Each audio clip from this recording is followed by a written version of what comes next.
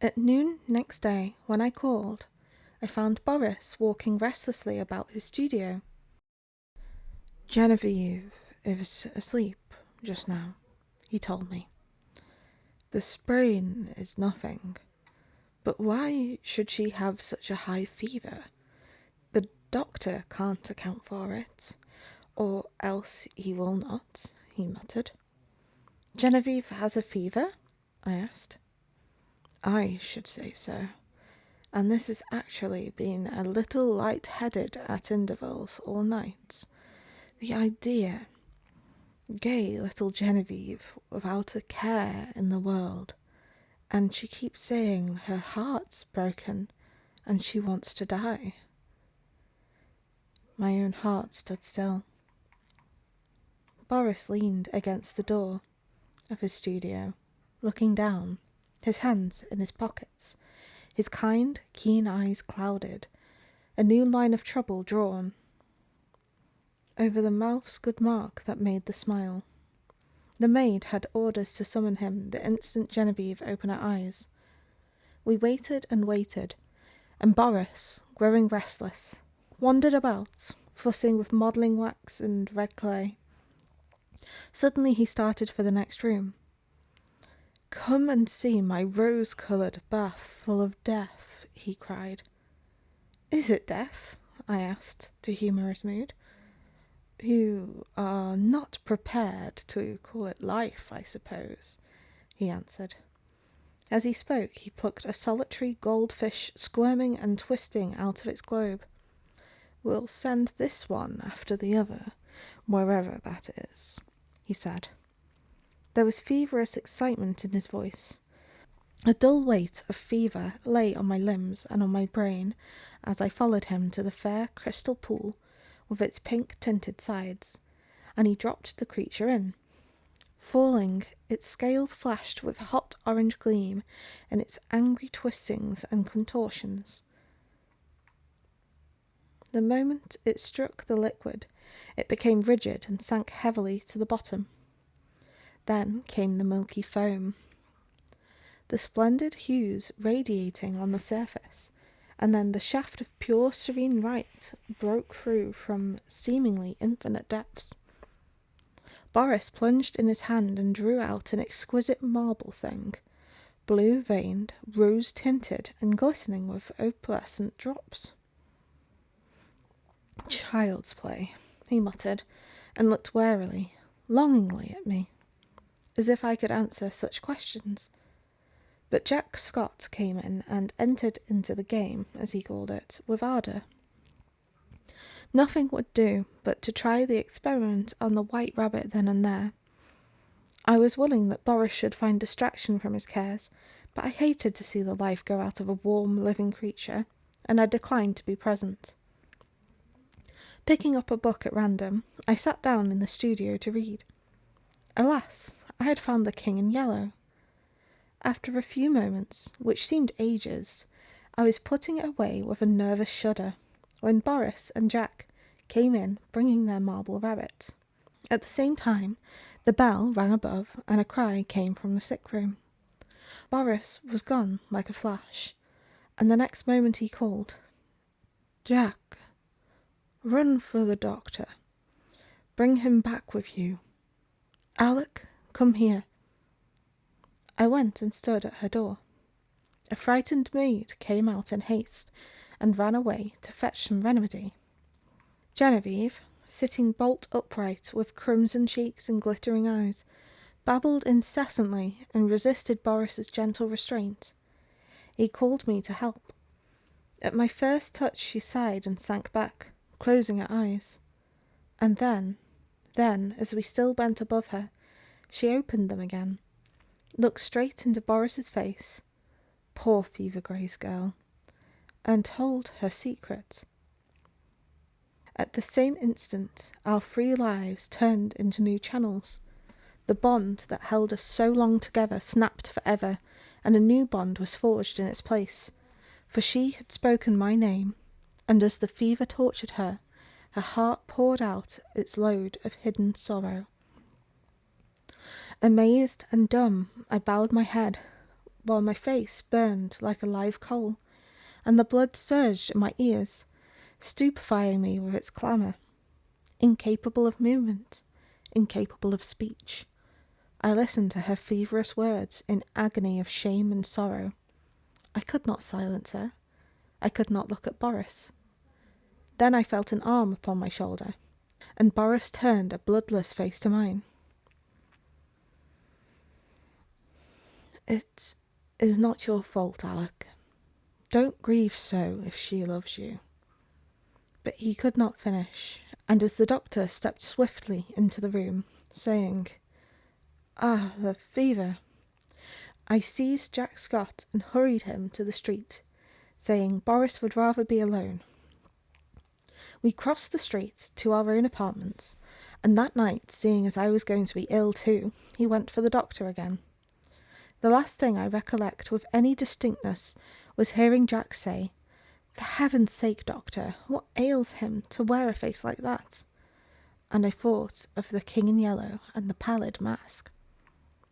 I was very ill, for the strain of 2 years which I had endured since that fatal May morning when Genevieve murmured, "I love you, but I think Boris is best," told me at last. I had never imagined that it could become more than I could endure. Outwardly tranquil, I had deceived myself. Although the inward battle raged night after night, and I, lying alone in my room, cursed myself for rebellious thoughts unloyal to Boris and unworthy of Genevieve, the morning always brought relief, and I returned to Genevieve and to my dear Boris with a heart washed clean by the tempests of the night. Never in word or deed or thought while with them had I betrayed my sorrow even to myself. The mask of self-deception was no longer a mask for me. It was a part of me. Night lifted it, laying bare the stifled truth below.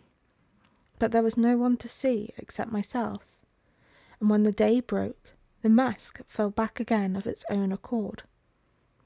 These thoughts passed through my troubled mind as I lay sick, but they were hopelessly entangled with visions of white creatures, heavy as stone, crawling about in Boris's basin, of the wolf's head on the rug, foaming and snapping at Genevieve who lay smiling beside it.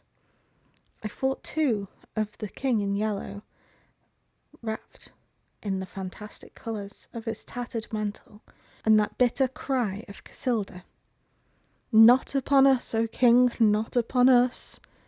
Feverishly, I struggled to put it from me, but I saw the Lake of Hali, thin and blank, without a ripple or wind to stir it, and I saw the towers of Carcosa behind the moon, Aldebaran, the Hyades, Allah, Hasta, glided through the cloud rifts which fluttered and flapped as they passed like the scalloped letters of the King in Yellow. Among all these, one sane thought persisted. It never wavered, no matter what else was going on in my disordered mind, that my chief reason for existing was to meet some requirement of Boris and Genevieve. What this obligation was, its nature, was never clear. Sometimes it seemed to be protection, sometimes support for a great crisis.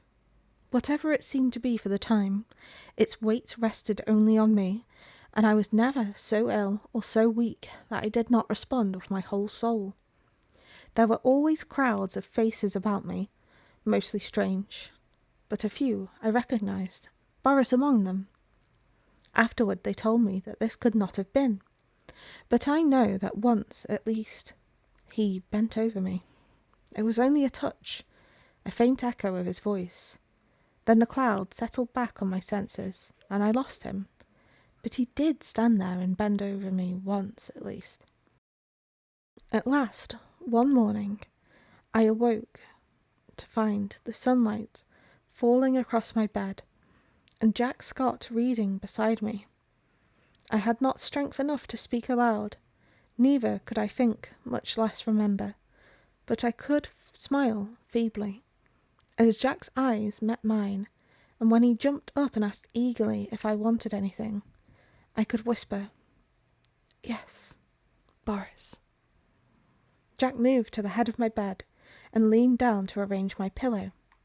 I did not see his face, but he answered heartily, "You must wait, Alec. You are too weak to even see Boris." I waited and I grew strong. In a few days I was able to see whom I would, but meanwhile I had thought and remembered. From the moment when all the past grew clear again in my mind, I never doubted what I should do when the time came, and I felt sure that Boris would have resolved upon the same course so far as he was concerned. As for what pertained to me alone, I knew he would see that also as I did. I no longer asked for anyone. I never inquired why no message came from them, why during the week I lay there, waiting and growing stronger. I never heard their name spoken. Preoccupied with my own searchings for the right way, and with my feeble but determined fight against despair, I simply acquiesced in Jack's reticence, taking for granted that he was afraid to speak of them, lest I should turn unruly and insist on seeing them. Meanwhile, I said over and over to myself, how would it be when life began again for us all? We would take up our relations exactly as they were before Genevieve fell ill. Boris and I would look into each other's eyes, and there would be neither rancour, nor cowardice, nor mistrust in that glance. I would be with them again for a little while in the dear intimacy of their home, and then, without pretext or explanation, I would disappear from their lives forever. Boris would know. Genevieve, their only comfort was that she would never know. It seemed, as I thought it over, that I had found the meaning of that sense of obligation that had persisted all through my delirium, and the only possible answer to it. So, when I was quite ready, I beckoned Jack to me one day and said, "Jack, I want Boris at once, and take my dearest greeting to Genevieve." When at last he made me understand that they were both dead, I fell into a wild rage that tore all my little convalescent strength to atoms. I raved and cursed myself into a relapse, from which I crawled forth some weeks afterward, a boy of 21 who believed that his youth was gone forever. I seemed to be past the capability of further suffering, and one day when Jack handed me a letter and the keys to Boris's house, I took them without a tremor, and asked him to tell me all. It was cruel of me to ask him, but there was no help for it, and he leaned wearily on his thin hands to reopen the wound which could never entirely heal. He began very quietly. "Alec, unless you have a clue that I know nothing about, you will not be able to explain any more than I what has happened.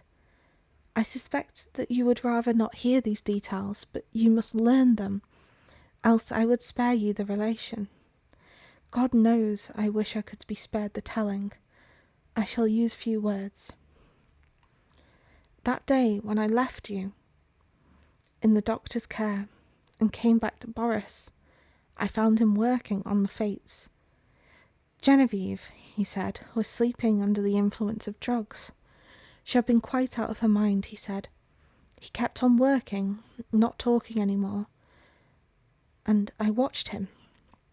Before long, I saw that the third figure of the group, the one looking straight ahead, out over the world, bore his face, not as you ever saw it, but as it looked then to the end. This is one thing for which I should like to find an explanation, but I never shall.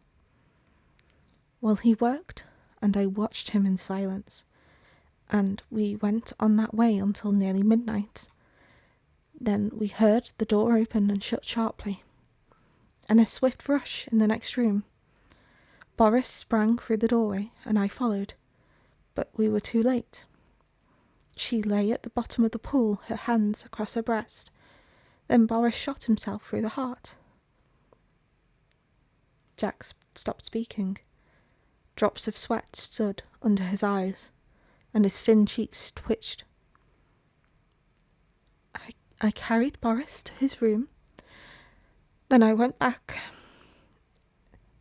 and let that hellish fluid out of the pool, and turning on all the water, washed the marble clean of every drop. When at length I dared descend the steps, I found her lying there, as white as snow. At last, when I had decided what was best to do, I went into the laboratory and first emptied the solution into the basin into the waste pipe. Then I poured the contents of every jar and bottle after it. There was wood in the fireplace, so I built a fire, and breaking the locks of Boris's cabinet, I burnt every paper, notebook and letter that I found there. With a mallet from the studio, I smashed to pieces all the empty bottles. Then, loading them into a coal scuttle, I carried them to the cellar and threw them over the red-hot bed of the furnace. 6 times I made the journey, and at last not a vestige remained of anything which might again aid in seeking the formula which Boris had found. Then at last I dared call the doctor. He is a good man, and together we struggled to keep it from the public. Without him I never could have succeeded.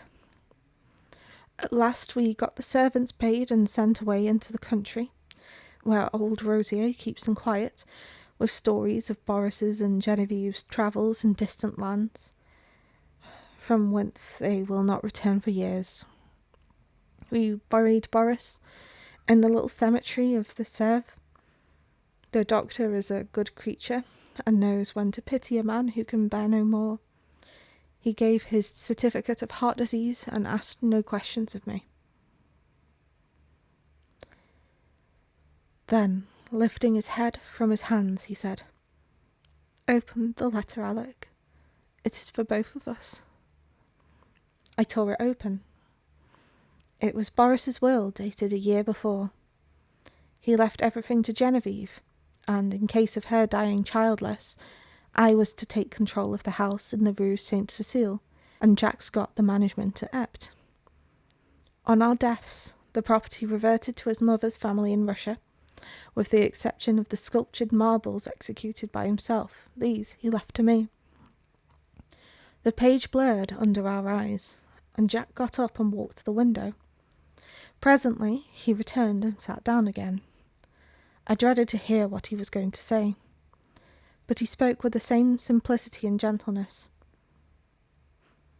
Genevieve lies before the Madonna in the marble room.